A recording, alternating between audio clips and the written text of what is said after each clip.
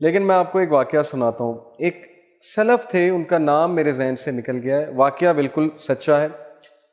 ان کے گھر نا باہر رش لگا ہوا، تو ساتھ والے نے پوچھا کہ یہ اتنے لوگ آئے ہوئے ہیں، افسوس بھی کر رہے ہیں، چہرے اترے ہوئے ہیں، پتہ نہیں کیا وجہ ہے.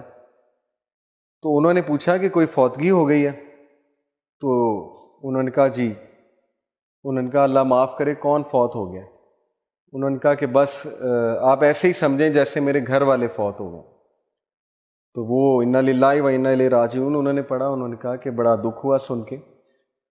انہوں نے کہا کہ نہیں، اصل میں بات یہ ہے کہ ایک اور بندے نے انہیں کہا کہ بات اصل میں یہ ہے کہ وہ حدیث ہے نا صحیح بخاری کی، کہ جس کی عصر کی نماز جان بوجھ کے نکل گئی، تو it is as if he has lost his family. تو یہ ان کے دوست حضرات آئے ہوئے افسوس کرنے کے لیے ان کے ساتھ کہ آپ کی عصر کی نماز نکل کیسے گئی. اب یہ ہمارے لیے عجیب واقعہ ہے، ایسا کہاں ہوتا ہے؟ ہم تو کسی کو افسوس کرنے نہیں جاتے، لیکن وہ کمیونٹی ایسی تھی، وہ سوسائٹی ہی ایسی تھی کہ وہاں عابدون تھے سارے کے سارے. وہ باقاعدہ ایک دوسرے پہ نظر رکھتے تھے، حال چال پوچھتے تھے کہ آج مسجد میں آپ کیوں نہیں آئے. ان کی کرائیٹیریا ہی وہ تھا ایک دوسرے سے محبت کا، حال چال پوچھنے کا. کمیونٹی تھی نا ایک. تو یہ اس لیول پہ ہمارے اسلاف تھے کہ وہ افسوس اس بات پہ کر رہے ہیں کہ اٹ از ایز اف کہ میری فیملی جو ہے اس کی ڈیتھ ہو چکی ہے، کیونکہ نبی صلی اللہ علیہ وسلم نے کہا it is as if he lost his whole family. اور ایک حدیث میں آتا ہے جس نے جان بوجھ کے عصر کی نماز ترک کی تو اس کے سارے اعمال برباد ہیں، یعنی اللہ کو پھر اس کے اعمال کی ضرورت نہیں ہے. یہ اس لیے ہے تاکہ ہم نماز میں پکے ہو جائیں. یہ ڈسکریج کرنے کے لیے نہیں ہے آپ کو. دیکھیں کانسیکوینس جب پتہ ہو کسی چیز کا، انسان اس چیز میں کنسسٹنٹ ہو جاتا ہے، ہیومن نیچر ہے. تو اینی وے یہ وہ لوگ ہیں جو 5 وقت کی نماز کی حفاظت کرتے ہیں. اور حفاظت کرنے سے مراد بالکل اسی طرح ہے جس طرح آپ اپنی قیمتی ترین چیز کی حفاظت کرتے ہیں، تو نماز آپ کی قیمتی ترین چیز ہونی چاہیے. اور اس کی حفاظت سے مراد یہ ہے اس کو اول وقت پہ پڑھنا. کیونکہ پروفٹ صلی اللہ علیہ وسلم سے جب ایک صحابی نے پوچھا تھا کہ یا رسول اللہ وچ از دا بیسٹ ڈیڈ، سب سے بہترین عمل کون سا ہے؟ اب پروفٹ صلی اللہ علیہ وسلم یہ بھی کہہ سکتے تھے غریب کی مدد کرنا، یتیم کو کھانا کھلانا، کسی کے سر پہ ہاتھ رکھنا، کسی کو خوش کرنا. ہیومینٹی یہ بھی ہے، اس کا انکار تو نہیں ہے، لیکن یہ تو بہت بیسک ہے. تو پروفٹ صلی اللہ علیہ وسلم نے کہا کہ اول وقت پہ نماز ادا کرنا یہ سب سے بہترین عمل ہے، افضل العمل، اول وقت پہ نماز ادا کرنا.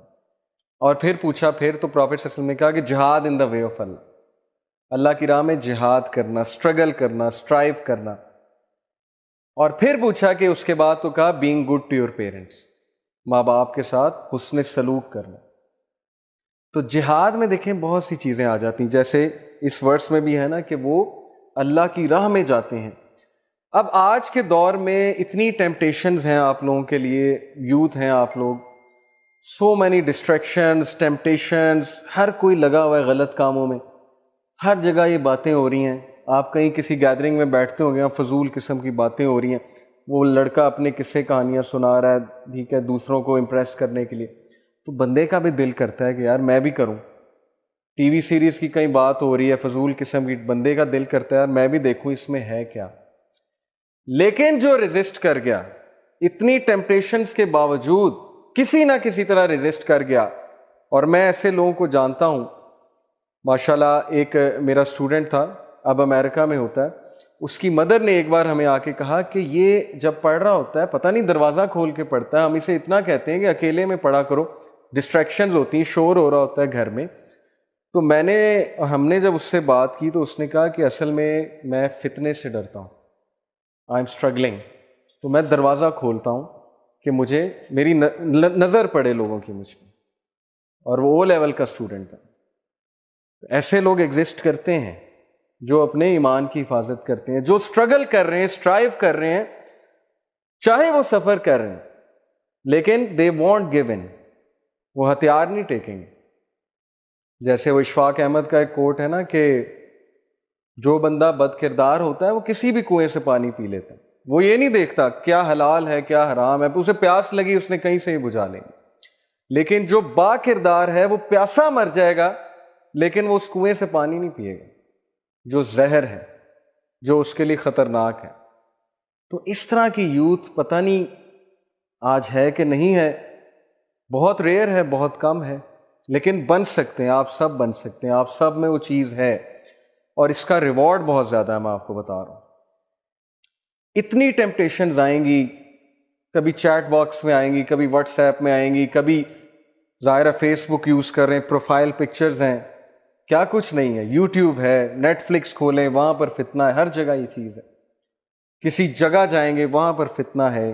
اتنی ٹیمپٹیشنز کے باوجود بھی جو لڑکا، جو ینگسٹر جمع رہے گا، اسٹرگل کرے گا اللہ کی راہ میں، تو اسی کے بارے میں رسول اللہ صلی اللہ علیہ وسلم نے فرمایا کہ تمہارے بعد کچھ ایسے لوگ آنے والے ہیں جنہوں نے مجھے نہیں دیکھا، وہ مجھ پر ایمان لے کر آئے ہیں، اور وہ کوئی نیک عمل کریں گے تو تم سے 50 ٹائم زیادہ انہیں ریوارڈ ملے گا۔ یہ صحیح حدیث ہے، وہ کسی گناہ سے بچیں گے، کوئی نیک عمل کریں گے تو 50 ٹائمز ان کو زیادہ ملے گا، کیونکہ صحابہ کے سامنے تو رسول تھے نا۔ اس کا یہ مطلب نہیں ہم صحابہ سے اوپر نکل جائیں گے، وہ تو امپاسبل ہے، وہ تو کبھی نہیں ہوگا۔ مطلب صرف یہ کہ وہ دور فتنے کا ایسا ہوگا کہ کنٹرول کرنا ہر کسی کے بس کی بات نہیں ہوگی، تو اس لیے اس طرح کی چیزوں سے موٹیویشن پکڑیں۔ جو بندہ اللہ کے لیے حرام چھوڑے گا، اللہ تعالیٰ اس کے دل کو غنی کرے گا، اللہ تعالیٰ اس کو ریپلیس کرے گا ایسی چیز سے کہ وہ سوچ بھی نہیں سکتا۔ یہ ساری باتیں ایکسپیرئنس شدہ بھی ہیں، لوگوں کی